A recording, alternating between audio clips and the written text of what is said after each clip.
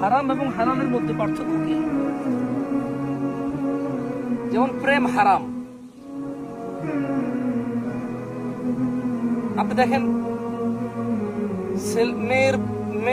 মেয়ের ভাই আপনাকে কোপাইতে আসবে, মেয়ের বাপ মামলা হামলা ধমকি দিবে, মেয়ে রাতের বেলা কম্বলের নিচে ঢুকে কথা বলতে হবে, ঘর থেকে বাইরে কথা বলতে হবে, ভাবির মোবাইল, চাচির মোবাইল, বান্ধবীর মোবাইল, নানা মোবাইল, এই জায়গায় পায়ের মধ্যে ট্যাপ দিয়ে বান্ধা রাখবে মোবাইল, দমদমা কানের উপর রাখবে মোবাইল, এক অশান্তি, হারাম। বিয়ের বিষয়টা আসে, মেয়ের বাবা মা আত্মীয় স্বজন সবাই টাকা খরচ করে, মানুষজন দাওয়াত দিয়ে ধুমধাম করে এলান করে ছেলে আসবে, বাড়ির সবাই উপস্থিত থাকবে, মেয়েকে সুন্দর করে সাজিয়ে গুজিয়ে দিয়ে নিজেরা ছেলের গাড়িতে তুলবে, ছেলের সাথে কোলাকুলি করবে, আত্মীয় স্বজন এসে বলবে খেয়াল রাখতে। ছেলের মা এবং বাবা আগে থেকেই তাদের বাড়ি তাদের সমর্থ অনুযায়ী ঘর দুয়ার সাজিয়ে রাখবে, তাদের থাকার প্রাইভেসি নিশ্চিত করবে এবং তাদের দুইজনের একত্রিত হওয়াতে সবাই আনন্দিত হয়।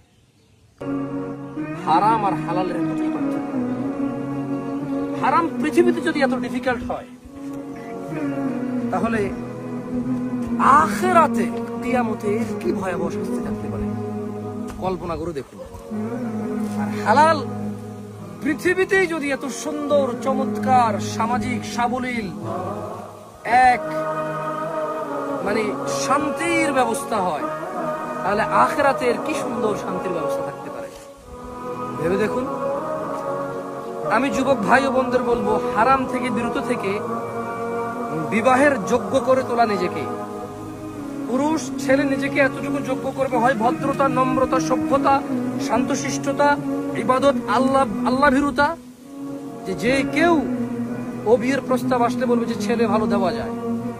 মেয়ে নিজেকে এতটাই সংরক্ষিত রাখবে, কেউ যখন অন্য হয়ে খুঁজবে যে একটা ভালো মেয়ে লাগবে, চরিত্রবান মেয়ে লাগবে, সবাই বলছে ওই যে অমুকের একটা মেয়ে আছে, আমরা তেমন কিছু জানি না ওর সম্পর্কে, এই জন্য সেই চরিত্রবান।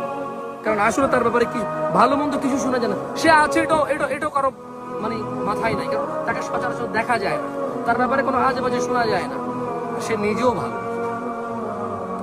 আমি আমার যুবক যুবতী ভাই বোনদের বলবো, নিজেকে বিবাহের যোগ্য করে তোলো, নারী অথবা পুরুষ, ছেলে অথবা মেয়ে, উভয়। জাযাকুমুল্লাহ খায়র। আসসালামু আলাইকুম।